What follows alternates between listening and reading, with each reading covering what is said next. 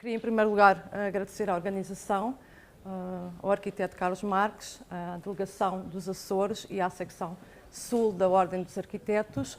Eu venho falar aqui de um tema um pouco periférico àquilo que tem sido tratado, que é, nomeadamente, a arquitetura. Venho da área da arte contemporânea, apesar de escrever já há bastantes anos para uma revista que se chama Arca, da arquitetura, mas sempre temas que possam tocar também a área das artes, digamos assim, num sentido mais lato e geral. Aquilo que me desafiaram a fazer foi falar um pouco daquilo que é o contexto, a perspectiva global da arte, hoje em dia, estas tendências mais contemporâneas, e aquilo que eu fiz foi tentar dividir, digamos, o tema, que era o contexto global e também as periferias, dividi-la em duas partes, esta apresentação. Vai parecer uma tese, mas não é uma tese, doutoramento, é mais, digamos assim, pontos que eu quero abordar, vai ser sempre uma perspectiva muito sintética, mas eu penso que irei falar aquilo que está a acontecer um pouco hoje em dia no mundo inteiro, em termos daquilo que é a arte contemporânea. Portanto, o primeiro ponto será a internacionalização e visto como é que o campo artístico globalizou-se, como é que nós começamos a conhecer mais coisas de todo o mundo, não só daquilo que é o nosso espaço identitário ou aquilo que seja Portugal, a Europa, mas numa perspectiva mais alargada. E vou falar, por um lado, das bienais, este fenómeno das bienais, desta visão global, que nós temos que conhecer bastantes artistas, também os museus, cada vez mais são realidades que têm, não só os artistas têm que se internacionalizar, mas também os museus, e por outro lado um mercado galerístico que também está a assistir a essa tendência. Depois falarei então das regiões periféricas, como é que é a nossa posição neste quadro da perspectiva global e o que é que nós podemos fazer, digamos assim, para internacionalizar-nos e também para conviver bem com este sistema que tem muito a ver também com a questão social, também com a crise, este desejo, esta quase obrigação de nos internacionalizarmos. Então, irei começar falando no primeiro ponto, que é a bienalização da paisagem cultural. Então, o que é que acontece hoje? É que nós não temos só, se calhar há 10 anos, quando eu comecei se calhar, a trabalhar, mesmo a partir dos anos 2000, nós conhecíamos um núcleo muito restrito de artistas, nomeadamente americanos ou europeus, dos países anglo-saxónicos, por assim dizer. E tínhamos muito pouco conhecimento daquilo que eram outras realidades. Para esta mudança que nós hoje assistimos, muito contribuiu a bienalização, isto é, bienais que surgem por todo o mundo. Nós conhecemos, toda a gente conhece a Bienal de Veneza, que vem do século XIX, que estava identificada com uma visão muito nacionalista, daquilo que é a identidade nacional de um país, com as suas representações, e hoje assistimos, lá está, um grupo de bienais que surgem por todo o mundo, sobretudo onde há dinheiro, numa perspectiva quase de construção de cidades globais, em que as bienais servem muito para atrair turistas, digamos assim, e há, digamos, um périplo que se faz, neste caso, seja nos Emirados Árabes Unidos. Ora, há aqui uma perspectiva muito crítica que se pode fazer estas bienais, como é que elas se tornaram em polos de comércio, isto é, um mercado da singularidade, um mercado das diferenças, tudo aquilo que é exótico, nós vamos assistir e ver mais um nome e outro nome, em que se pode fazer essa crítica, mas na verdade elas ajudaram muito a construir aquilo que é um conhecimento de vários artistas. Trouxe só um exemplo, não é para lerem, mas para terem pela mancha aquilo que é o fenómeno das bienais. Temos 160 bienais em todo o mundo. Há cerca de 5 anos, antes da crise, eram 200 bienais. Portanto, nós podíamos viver todo o ano, ou de 2 em 2 anos, viajando pelo mundo de bienal em bienal. Portanto, isto é 2014 e daquele lado 2015, portanto, há este excesso de bienais. Há até uma plataforma que só fala naquilo que são as perspectivas das bienais. Contribuíram então para esta visão global da arte, trouxe-vos alguns artistas que eu acho que não seriam conhecidos sem este fenómeno, no caso Gabriel Orozco, mexicano, ou então Roman Ondak, eslovaco, impossível, nós não teríamos esta perspectiva. Normalmente o que é que acontece? Estes artistas põem nas bienais e depois passam para eventos maiores. Neste caso, no MoMA, uma exposição do MoMA, que era, aqui não se vê bem nestas imagens, mas aquilo que ele fazia era o apontamento do tamanho das pessoas. Nós fazemos aos miúdos em casa para perceber a altura. Portanto, ele fazia isso com todos os visitantes da exposição e era muito curioso porque a perspectiva nós chegávamos era um cubo branco, o espaço de exposição. E depois ia-se construindo e ficava como se fosse uma mancha abstrata como se fosse um enxame de moscas, okay, pela sala. Isto também é importante aqui porque o espaço de exposição já não é exposição, é produção da obra. Okay? Isto também é bom para os arquitetos terem muitas vezes conhecimento que já não estamos a falar só de uma obra, de uma arte que é objetual ou de instalação, mas não que se faz in situ, digamos assim, que acaba. Há completamente a desmaterialização das obras de arte. E aqui também tínhamos a perspectiva, digamos assim, macro e também micro, que víamos depois a singularidade de todos os nomes pressupostos. E também Song Dong, chinês, tivemos que nos habituar também até a pronunciar estes artistas, no caso também do MoMA, em que ele trouxe também outras perspectivas de como é que eles lidam com a acumulação, com a ideia de instalação, em que ele trouxe literalmente a casa da mãe para dentro do museu. Okay? Portanto, deu uma perspectiva universal àquilo que era os objetos pessoais, construindo, portanto, uma instalação quase uma espécie de feira da ladra em ponto de instalação do museu, com a ideia quase de casa arquétipo, em que falava completamente daquela política que havia muito na China, que era de guardar tudo. Não o capitalismo, digamos, consumir, mas de guardar todos os produtos que podiam ser depois consumidos mais tarde. Quase a reciclagem desses objetos. Okay? Portanto, sacos, detergentes, tudo mais.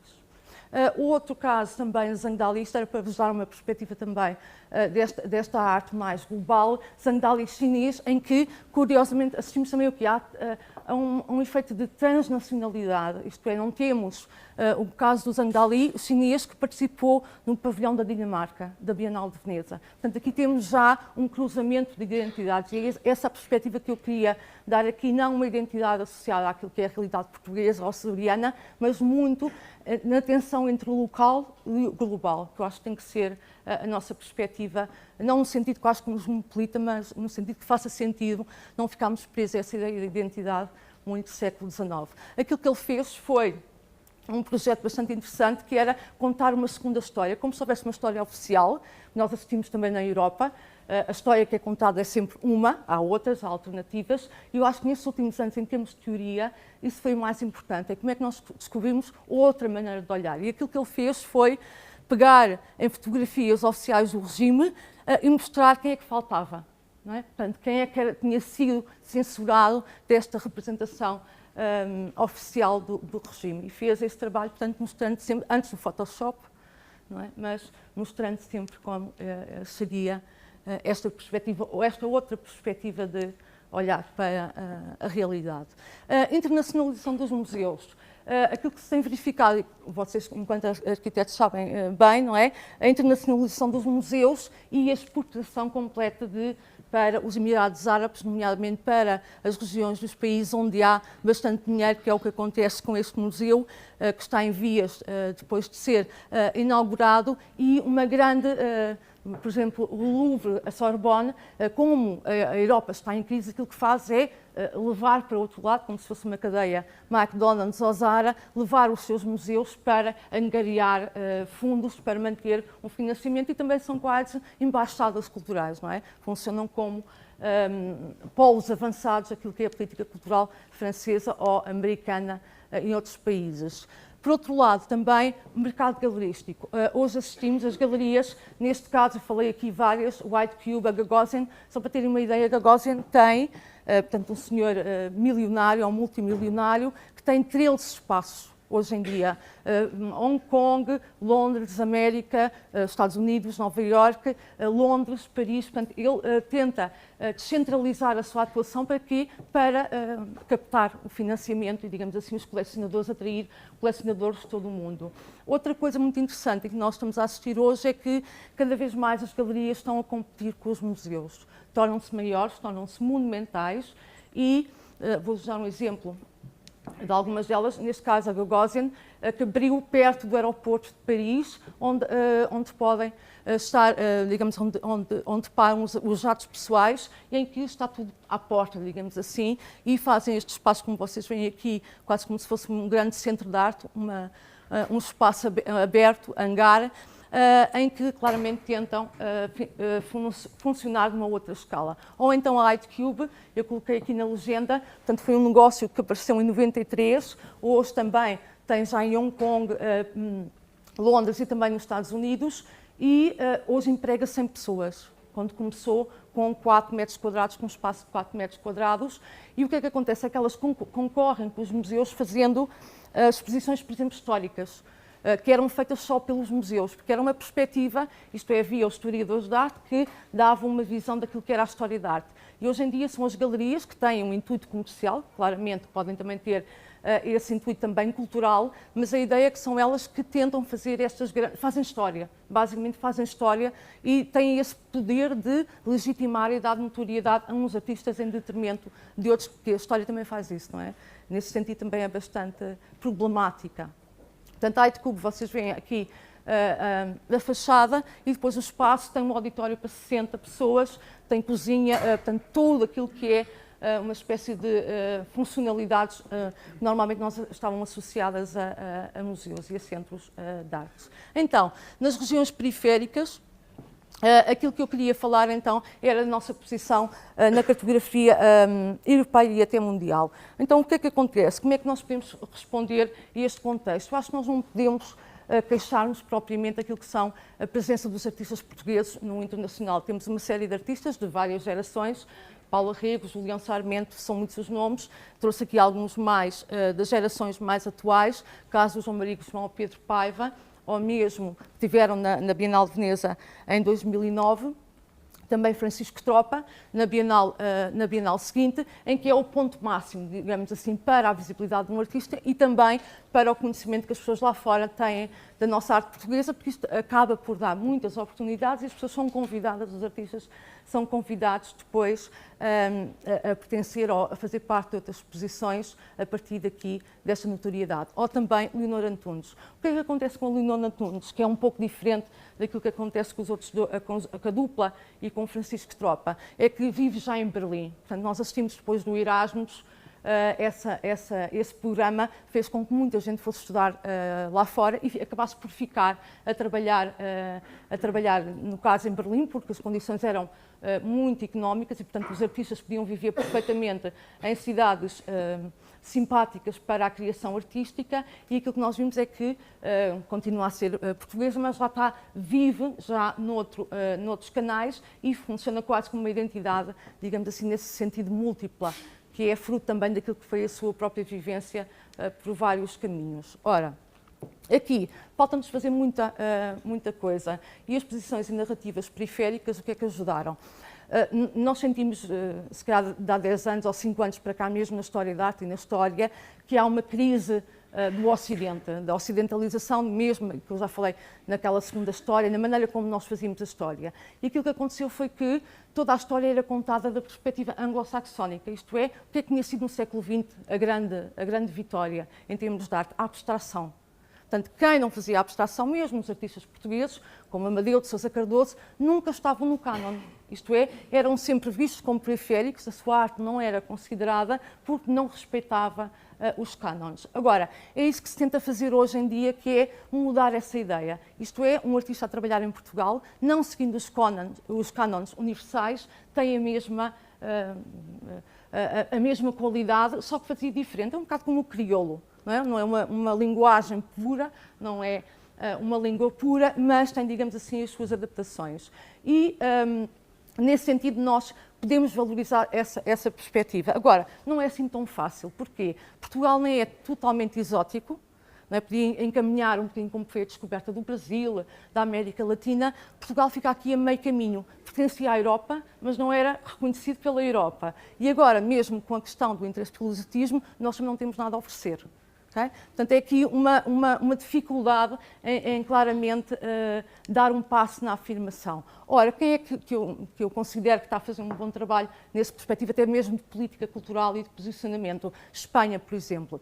A Espanha o que está a fazer é América Latina. Está a colar-se completamente à América Latina. Nós vamos fazer isso, se calhar, talvez com o Brasil. Não sei se sabem, mas Serralves vai ter uma espécie de sucursal da Bienal de São Paulo, portanto, trazendo essa energia e esse interesse, mas Madrid está a fazê-lo com uma certa afirmação quase ideológica de dar a conhecer e também, de certa forma, proteger aquilo que são os arquivos, toda a perspectiva que nós temos sobre a arte da América Latina e mesmo do Brasil. Trouxe as imagens do Matadeiro, que é um centro cultural perto, não fica na periferia, mas fica um bocadinho distante do centro de Madrid, em que era um antigo matador, portanto uma zona, digamos assim, industrial no centro, camarário, e em que eles fazem várias atividades, mas sempre no sentido quase da multidisciplinaridade. Eu acho que o interessante aqui é mais a pluralidade de identidades, mas também a pluralidade de formas artísticas, tanto mais tecnologia como teatro, portanto eles relacionam tudo. É uma forma muito relacional de olhar para a cultura e eu acho que é uma boa perspectiva. Aquilo que eles fizeram, não sei se conhecem o MUD em Lisboa, mas é a mesma lógica, portanto foi um edifício que estava quase em ruínas, em que eles assumiram, portanto, contra a ideia ideológica do White Cube, do espaço branco, aquilo que eles fizeram foi assumir aquilo que tinha sido a própria história do edifício e têm, por exemplo, aquilo que era a Câmara Frigorífica, que era um espaço que sofreu um incêndio na década de 90, fizeram uma black box. E neste caso, só para vos dar uma ideia, que são uma dupla de artistas cubanos, em que claramente funcionam muito no espaço internacional, apesar de terem essa origem, mas eles não deixam de falar daquilo que é a questão local da cidade de origem, no caso da Cuba. Eles fizeram esta peça, não sabem, aquela estátua que há na Praça da Habana, a principal, em que há o desenho do Che Guevara, portanto, eles utilizaram a mesma técnica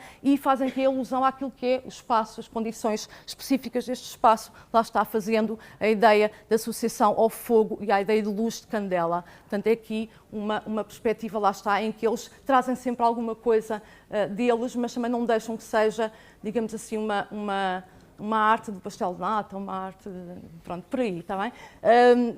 Tentam ser mais subtis nessa apropriação.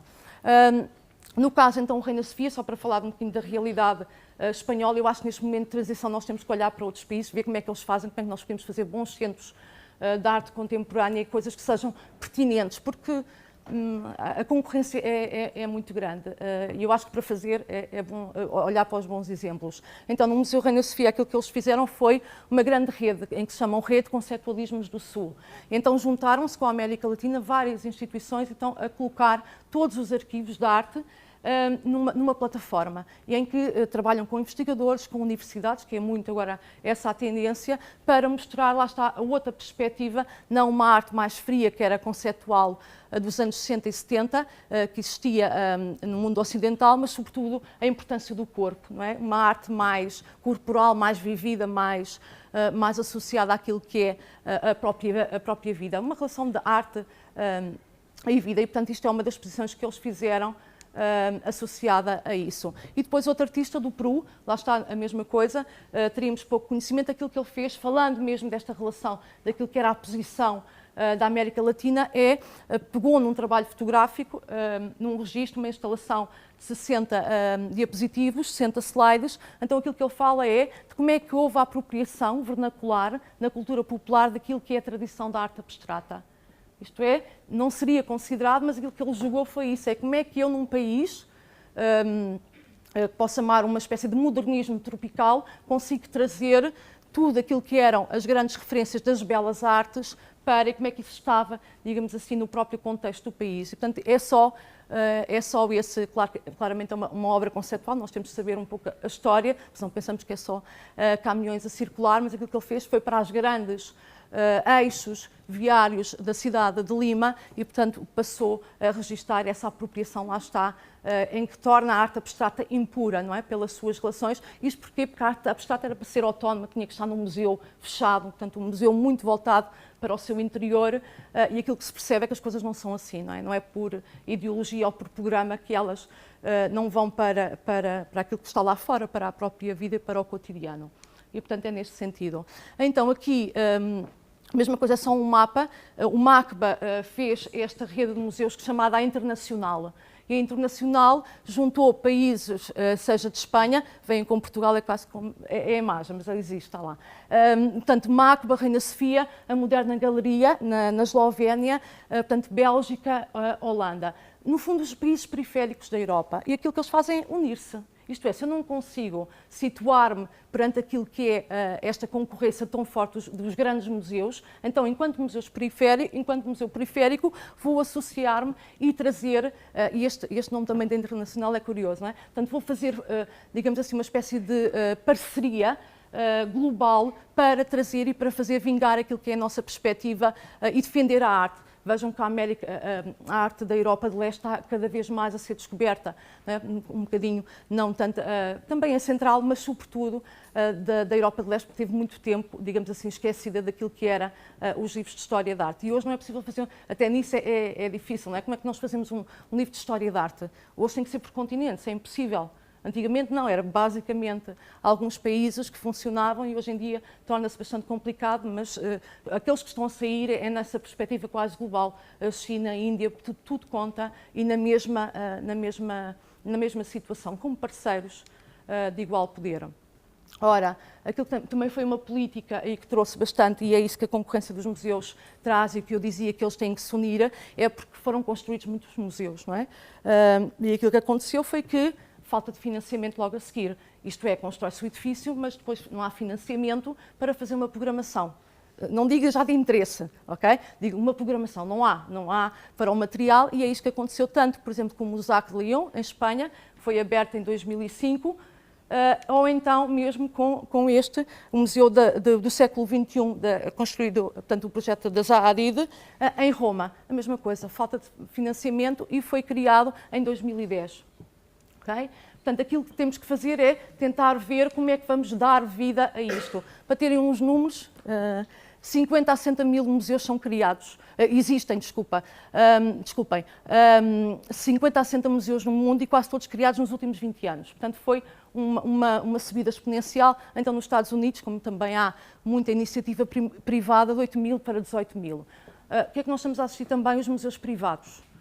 Isto é, os colecionadores compram e eles também têm esse poder de legitimar um tipo de arte, em detrimento de outra, porque lá está, mostram aquilo que é parte da sua coleção e que é o seu interesse. E nos Estados Unidos tem muito a ver também este crescimento com isso. Agora, como é que nós nos podemos também diferenciar e qual é os desafios que os museus têm no futuro? Sobretudo como é que um museu como a Tate ou o Museu do Louvre vai conseguir, em alguns museus é diferente porque eles têm toda a carga imperial e, portanto, reuniram acervos de várias partes do mundo, mas imaginem como é que um museu em Portugal, que seja a Fundação Carlos Gulbenkian ou mesmo outro, tem capacidade para representar a arte global.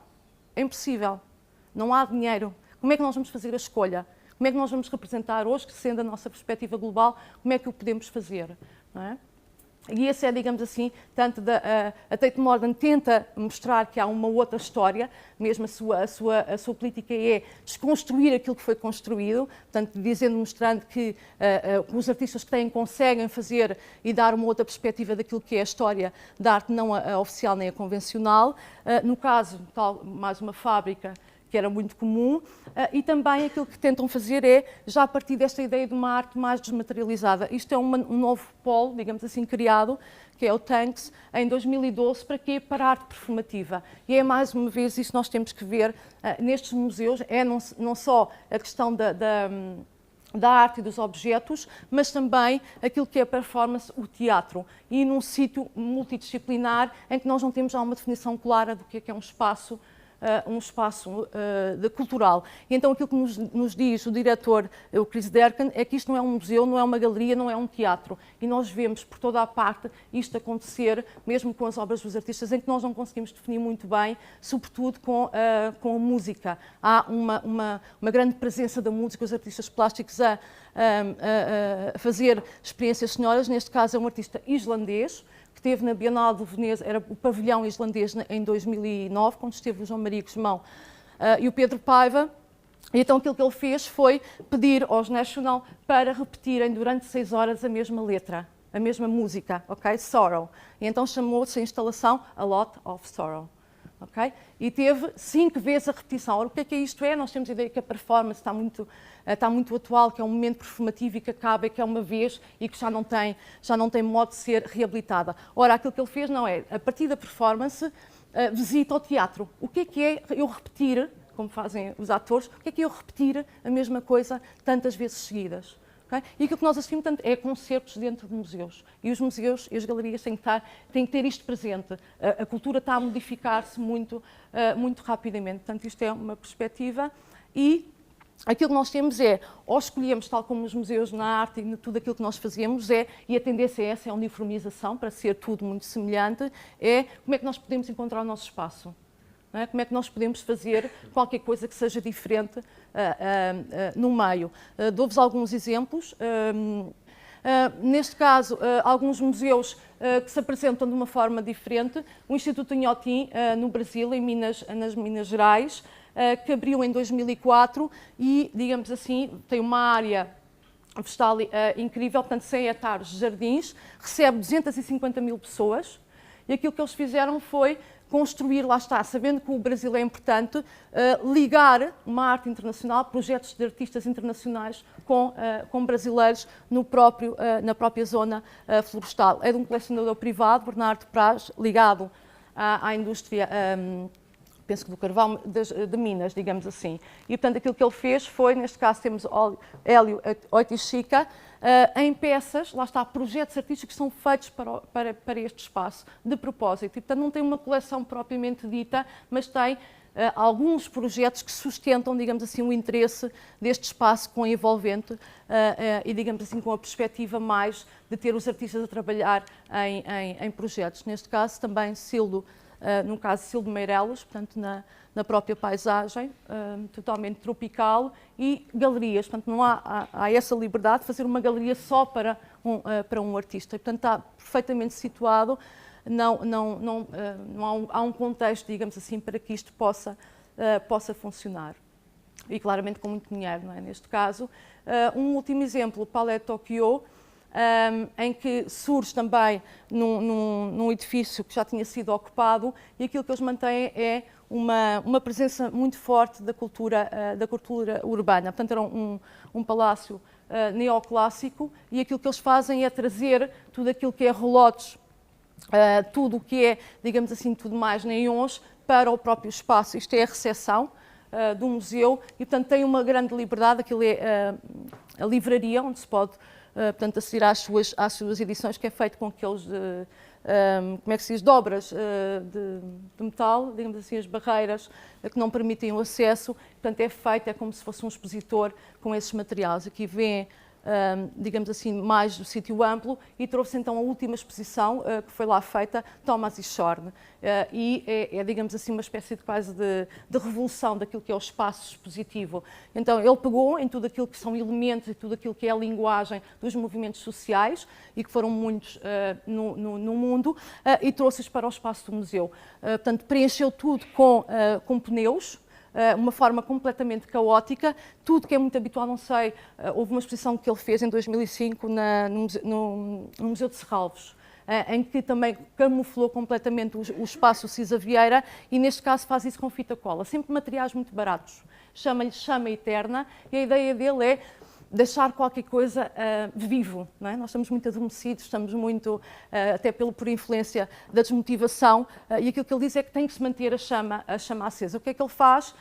Pega, transforma num espaço de convívio e de troca de experiências, basicamente, não no sentido da festa e da inauguração contínua, não é isso. É uma coisa mais séria, ele tem um trabalho teórico forte, mas, digamos assim, um espaço para visitar. Os museus têm uma grande dificuldade em atrair todos os dias visitantes, e os mesmos visitantes. E o que é que ele fez? Aquilo que ele propôs foi uma série de, há pouco falava-se de workshops, de residências, tudo mais, é isso que eles fazem. Portanto, aqui deixam o espaço aberto a quem quiser intervir, não há um programa definido, e o artista está sempre presente, os 3 meses. Portanto, eles fazem da presença e da não programação uma via. Portanto, ali temos o Thomas e Shorn, suíço, que está sempre presente e pode ser tanto a nível de música como de intervenções mais efêmeras, mas em que todos possam participar. Portanto, esta chama baseada na ideia da presença, da produção, da gratuitidade, não se pagava, portanto, ele conseguiu um acordo em que não se pagava para entrar, porque não seria prejudicial à possibilidade de livre acesso, e também lá está a tal não programação, portanto, pode acontecer qualquer coisa sem ter o calendário marcado, que isso é, no fundo, aquilo que ele faz é tentar contrariar a burocracia do que é um museu. Não é? Que nós temos que ter tudo muito certo, tudo muito arranjado, e não, ele deixa a ideia da informalidade, não é? Dos museus, que eu acho que é essa a tendência das artes, e é isso que elas têm de diferente. Não é? Há pouco estávamos também a falar da questão da crise, desculpem, da crítica, é isso que a arte pode dar, não é? É desmontar aquilo que para nós são certezas adquiridas e aquilo que é a nossa vivência do espaço. Aí eu penso que a arte nos pode fazer descobrir novas perspectivas que depois também chegam de uma forma global a outros campos e também à própria sociedade. E penso que era isso que eu tinha, portanto, em várias linhas mais sintetizadas, é isso em relação, por exemplo, aqui aos Açores, acho que faz todo o sentido. Não pensar de como é que nós podemos afirmar, não só em relação, por exemplo, ao continente, mas logo a nível internacional, a nível global. Isto tem todas as condições para se fazer residências aqui com artistas internacionais. É claro que tem que haver um investimento, mas eu acho que é funcionar logo no patamar mais elevado, ao nível mais alto. E não ter medo, com bastante humildade, mas também com uma certa arrogância. Nós temos várias coisas para acontecer, vamos fazer uma boa política, vamos fazer uma programação. E muitas vezes começa com coisas interessantes que funcionam no meio, que é assim que se constrói público, que se constrói uma notoriedade. Muitas vezes, eu sei que isto é difícil às vezes dizê-lo, mas muitas vezes nós pensamos, temos que fazer coisas logo para toda a gente gostar. Se calhar as coisas não são assim. Serralves não foi assim. Serralves é hoje um caso de sucesso. Serralves, eu lembro de ver e guardei notícias quando foi à abertura, em que as pessoas diziam, isto não é arte, não reconheço isto é um gasto público desnecessário. Hoje em dia está lá e as pessoas habituaram-se. Não é? E há também, claramente, uma política de trabalhar para vários públicos. Portanto, eu penso que é possível, fazendo coisas interessantes e basicamente sérias, que é possível depois ganhar reconhecimento e, claramente, esta ideia de rede que eu acho que é muito satisfatória, não é? E fazer esses contactos. Ok, aqui mais uma imagem. Enfim, muito obrigada.